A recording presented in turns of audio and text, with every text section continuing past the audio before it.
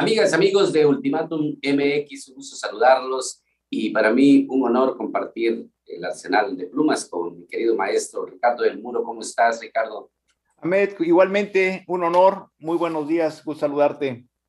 Muchas gracias. Bueno, pues amigas, vamos a continuar con el tema. Pues algo que ya pasó, la jornada electoral de las elecciones extraordinarias en los municipios que ya hemos mencionado una y otra vez. Y lo que tenemos de frente, me gustaría, Ricardo, si lo ves bien, retomar lo que está abordando hoy nuestro amigo Ernesto Gómez Pananá. Él está llamando la consulta de revocación de mandato la comedia democrática. Pues me gustó el título y también podemos leer todo el artículo de Gómez Pananá que tiene sus que veres. Hay quienes, por supuesto, no comparten que se le llame así, es un interesante ejercicio democrático. Sin embargo, fíjate que yo me quedaría con esto. Lo que viene el domingo es un gran reto, por supuesto, es inédito, no es fácil, además que un mandatario tome la determinación de pedir, oye, evalúame, ¿no? No sé qué compartas al respecto, mi estimado maestro Ricardo. Pues coincido en el calificativo de que se le puede llamar la comedia democrática. Yo creo que evidentemente es una consulta que tiene un punto en contra, pero la verdad es de que la mayoría de los avances democráticos que se han dado en nuestro país podría casi tal vez pero ni siquiera con la apertura democrática de la época de López Portillo podríamos decir que son medidas que emanan del pueblo. Normalmente siempre han emanado del poder. En su momento, la reforma política que impulsó Reyes Heroles en la época de José López Portillo, pues fue muy interesante y fue benéfica para el país porque permitió que se le abrieran las puertas a otras fuerzas opositoras, pero después de que el presidente López Portillo hizo una campaña que, como él mismo la calificó en su momento, fue como un round de sombra, porque no tuvo enemigo al frente, la oposición era demasiado débil y el único candidato que pudo enfrentársele fue Valentín Campa, a pesar de que el Partido Comunista era un partido prohibido en aquella época. Ahorita se está dando exactamente lo mismo. Yo creo que en lo personal, creo que la oposición, más que criticar la consulta, debería de autocriticarse y ver por qué no tiene la capacidad de dar una respuesta. Claro, por supuesto que la consulta popular del domingo va a ser prácticamente una acción en donde los simpatizantes de Morena van a demostrar la fuerza que tienen en el país. Y no me refiero solamente a la población simpatizante de López Obrador que vaya a ir a votar, sino que lo más seguro, y lo estamos viendo aquí en el estado de Chiapas, o lo estamos viendo en la Ciudad de México y en otros lados, va a ser un movimiento en donde los operadores políticos, y eso lo que lo tengamos bien claro, los operadores políticos van a demostrar la fuerza que tienen de convocatoria. Al final de cuentas va a ser un autoexamen de Morena. Lo que yo pienso es que la oposición en México estamos en los mismos parámetros de la época de López Portillo. No hay oposición. Los líderes no tienen representatividad, los partidos políticos no tienen arranque, no tienen democracia. Y entonces lo que llamamos oposición se limita a una serie de críticos, muchas veces sin respaldo popular, que tienen con mucha razón en ocasiones a decir que está mal el gobierno, que está mal. Bueno, sí, pero el problema es de que los ciudadanos en este momento, a mí me gustaría que surgiera un partido y un líder que dijera, esta es la opción para enfrentar a López Obrador. Lo más triste de la situación es de que yo tengo mucha curiosidad en los resultados de la consulta, no porque vayas a votar o dejes de ir a votar, ¿no? Creo que eso es obvio que los simpatizantes de López Obrador van a ir a votar y que los críticos y los opositores de López Obrador no van a ir a votar. Tengo curiosidad para ver cuál va a ser la capacidad de movilización que va a tener Morena. Morena viéndolo hacia el 2024, y en ese sentido va a ser una llamada de atención y una alerta, pues para todos, ¿no? Para los opositores.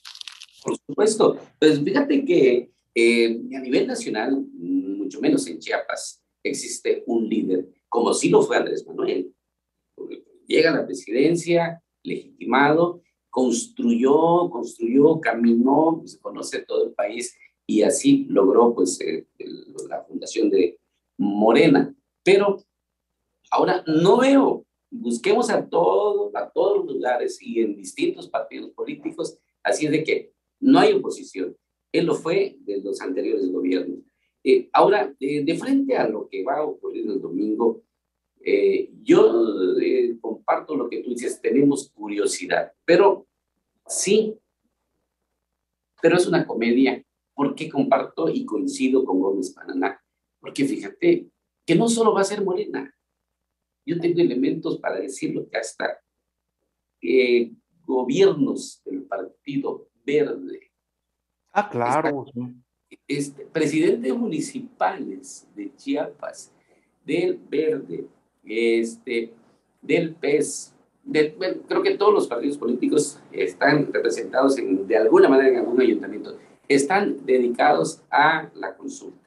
Ah, claro, pero hay una cosa ahí que es interesante, por eso yo te decía que va a ser un autoexamen, porque desde mi punto de vista esto le va a permitir al presidente y a los dirigentes de Morena ver qué tanto jalan sus operadores, ¿sí? O sea, vamos a ver qué es, por ejemplo, ahorita pues es evidente que la ciudad de Tuxtla Gutiérrez, desde que te bajas del aeropuerto, aparecen a pesar de que está prohibido, supuestamente, aparecen los espectaculares con la imagen de López Obrador y que vaya uno a votar a la consulta. En la Ciudad de México incluso ya castigaron a la Claudia Sheinbaum, de verdad ya le mandaron su llamada de atención, pero aquí lo que se va a ver es, vamos, en un momento determinado, a nivel Chiapas, ¿cuál va a ser el municipio en donde Andrés Manuel o digamos la consulta a favor de Andrés Manuel va a tener mayor número de votos? ¿Cuál va a ser aquel en donde va a perder? Y por supuesto van a venir jalones de oreja y se van a definir muchas de las candidaturas del 2024. Creo que en ese sentido es algo que tal vez la oposición no alcanza a ver. El objetivo no está en que al ciudadano común lo convenzan de que vaya o deje de ir a votar. En última instancia, desgraciadamente, en la democracia mexicana, nunca el ciudadano ha tenido la última palabra. Siempre la última palabra ha venido del Poder Ejecutivo, de los partidos políticos y, bueno, en su defecto ya de lo que viene en cascada, ¿no? Hasta llegar a los peones del tablero, que son los presidentes municipales. Así es, exactamente, son los peones. Pues vamos a ver, muy interesante qué va a pasar. Estaremos muy, muy pendientes del tema. Y volvamos ahora, por favor, a lo que pasó el domingo en la elección extraordinaria. Fíjate que pues todos ya sabemos algunos disturbios, pero particularmente en el municipio de Venustiano Carranza. Y pues se habla de la Comisión de Delitos Electorales y el gobernador ayer hizo un mensaje diciendo que se va a investigar y al parecer incluso ya hay algunas órdenes de aprehensión en contra de presuntos responsables de lo que pasó en Carranza. Y bueno, pues eso es muy interesante ver hasta dónde va a llegar. Porque evidentemente hay personajes políticos que desde la Ciudad de México trazaron algunas líneas desestabilizadoras y hay operadores en Chiapas, en el municipio, personajes muy identificados, por supuesto, con un grupo político verde. Yo incluso seré cauteloso al no mencionar nombres, pero hay líderes regionales del municipio, de la región, que estuvieron ahí muy metidos. Mi inquietud sería, bueno, el gobernador dice que van a aplicar la ley, ¿Será posible que van a hacerlo? Porque estamos hablando de algunos personajes de renombre y que pertenecieron al pasado, pero que tienen todavía visto el 24 como un año en el que puedan pues, resurgir y llegar al poder. Entonces, me inquieta saber qué pasó primero. ¿Por qué el interés, tanto interés de reventar la elección? Pues, tú conoces, el maestro, la Fiscalía General del Estado, la Secretaría de Gobierno, Secretaría de Seguridad Pública, los dirigentes de los partidos políticos, Morena incluso, hasta el Congreso emitió un comunicado y ahí ha generado una gran confusión que terminó en un desentendimiento y una confrontación de los órganos electorales con algunas entidades de gobierno. Se llevó la elección, ganó Morena. Aún está en veremos, está en vilo esa elección porque al parecer va a caer, será en el tribunal donde, pues eso lo decía ayer el presidente del IEPC, el doctor Osvaldo Chacón, de que esto se va a definir en los tribunales. Pero sí hay una gran inquietud, una descomposición, y eso sí, a la par de lo que pasa este domingo con la consulta, es un mal presagio. Yo hablaba de eso porque 6 municipios se redujo a 4 el número donde se dieron las elecciones y específicamente Venustiano Carranza, en la tierra del gobernador del estado, Rutilio Escandón, ahí se generó toda una confusión y no sé qué opines, pero rumbo al 24, si no se afinan esas relaciones entre los órganos electorales, lo que no quiere decir tampoco complicidad, pero sí un entendimiento que haya el mismo lenguaje, que no sea un teléfono descompuesto, pues el 24 estará en algún riesgo. Así es, yo coincido contigo, creo que no es la primera vez. De hecho, igual que lo que estamos hablando del tema anterior, no hay nada nuevo escrito bajo el sol. No es la primera vez que a un gobernador chiapaneco le generan conflictos internos sus opositores que han quedado fuera de la designación en un momento determinado. El caso extremo, y ahorita de lo que yo recuerdo, fue el caso de Aranda Osorio, ¿no? Que tuvo un gobierno muy, muy difícil y se comprobó que en realidad pues era buena parte de ese movimiento eran de los grupos alemanistas encabezados en su momento por Pascasio Gamboa, estaba Serra Rojas y muchísimos políticos que habían quedado fuera de la jugada. Y esto pues lógico que se está repitiendo ahorita, o sea, no es gratuito que en muchos lugares haya conflictos. Esto es súper notorio y por supuesto hay una intención de crear un caos en el Estado con dos intenciones. Una es de que el gobernador pudiera ser removido, que como bien sabemos es un rumor que lo renuevan cada rato, nada más cambian personajes, a veces lo mueven de enroque, ya lo pusieron en la Comisión Federal de Electricidad, etcétera, etcétera, ¿verdad? Yo creo que de acuerdo a como sus opositores se va, de acuerdo al restaurante en donde se van a desayunar en la Ciudad de México, ahí cerca de los congresos, para no decir más datos, se les ocurre una nueva idea y dicen, a lo mejor al rato lo van a poner en la Comisión del Deporte o en finanzas, de donde tú quieras, pero por supuesto que están interesados en mover al gobernador Rutilio Escandón porque saben perfectamente que la sucesión de alguna manera está claramente marcada hacia, o sea, está clara la preferencia o sea, es evidente la preferencia del presidente López Obrador por Zoé Robledo para ser el sucesor. Eso lo digo porque, bueno, es evidente, ¿no? O sea, no, yo hasta ahorita no he visto que el presidente venga acá acompañado de ningún otro chiapaneco. Entonces, pues lógico, aquellos que no sienten el calorcito tienen que dar patadas y moverse. Es el clásico elemento de como los chuchos, ¿no? Tienen que ladrar para que les des de comer. Entonces, sí, claro que están moviendo el corral, claro que están haciendo ruido y por supuesto lo que más les convendría sería crear una crear un interinato que en un momento determinado pudiera favorecer a sus intereses. No, pues incluso ya ves que brincaron, ha habido muchos nombres, o sea, viendo uno los posibles sucesores de interinatos para el gobernador Rutilio Escandón, más o menos sabe uno por dónde anda la bolita. Lo que yo creo es que Rutilio está firme para el 2024 y pues hasta ahorita, de que va a seguir viendo problemas, efectivamente. Por el otro lado, en cuanto a la situación de inestabilidad en estos municipios que tú mencionas, era evidente desde un principio que iba a ser imposible realizar elecciones en un municipio que está totalmente en poder del crimen organizado y también hay manos extrañas identificadas metidas ahí.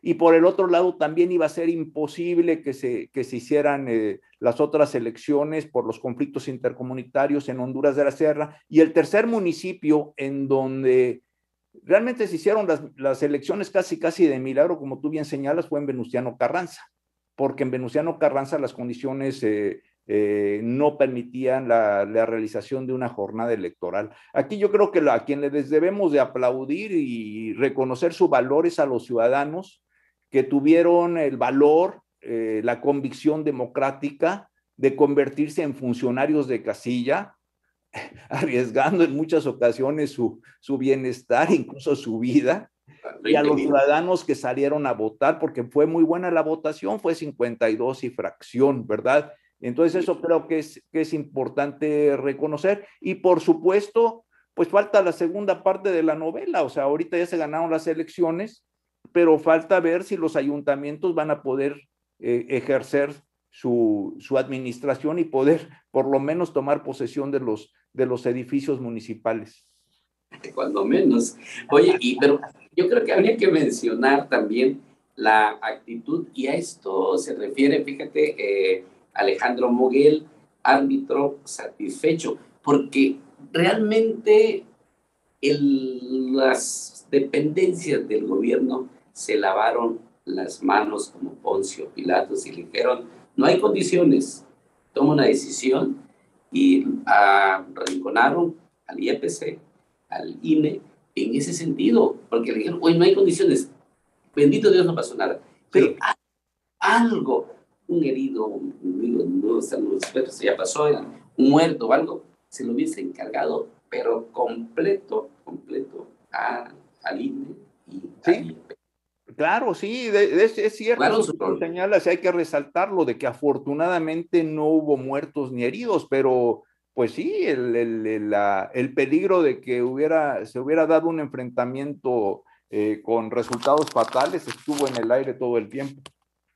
Así es. Bueno, pues la verdad, eso dice Alejandro Moguel, y en función a la entrevista que logramos ayer con el doctor Osvaldo Chacón, y pues jugamos nuestro rol, el IEPC está hecho para hacer elecciones, organizar elecciones, y pues, no podíamos nosotros caer en una... Porque además él confrontaba la información que dieron, porque el fiscal general del Estado dijo que no pudo entrar a la Carranza, y con eso él decía, no hay condiciones, bueno, pues él no pudo. Pero Osvaldo nos decía ayer, el doctor Osvaldo Chacón decía, los funcionarios electorales que enviamos lograron entrar. Al final bloquearon Soyatitán y Pujiltí, que son donde se dieron los hechos ahí raros, y finalmente tomaron la decisión y fue acertada, pues obviamente tenían información ellos contundente de que sí se podían llevar a cabo las elecciones, y como hicimos, gracias a Dios, pasó en Santa Paz.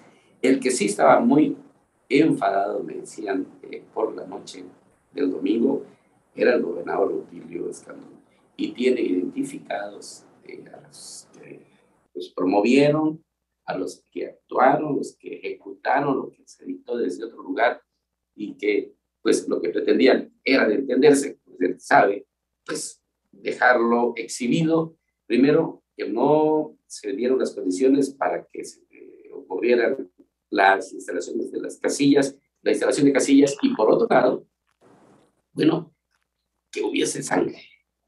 Y entonces, afortunadamente todo pasó muy bien. Sí está prendida de alfileres esa victoria de Morena y el Partido Verde, porque al parecer hay una situación ahí que al no haberse instalado, de hecho no es al parecer, así es, lo dimos a conocer aquí, si no se instala el 80% de las casillas, es nula esa elección. Entonces, se va a ir a los tribunales. Sí, pero aún así, fíjate que creo yo que fue una victoria para las autoridades locales, por supuesto, para el Instituto Estatal de Elecciones y Participación Ciudadana, para el doctor Chacón, porque el peligro estuvo el día de la elección. Es decir, como tú bien señalas, si hubiera ocurrido un zafarrancho, ya no digas con muertos, que afortunadamente no ocurrió, con heridos, con armas de fuego, a machetazos,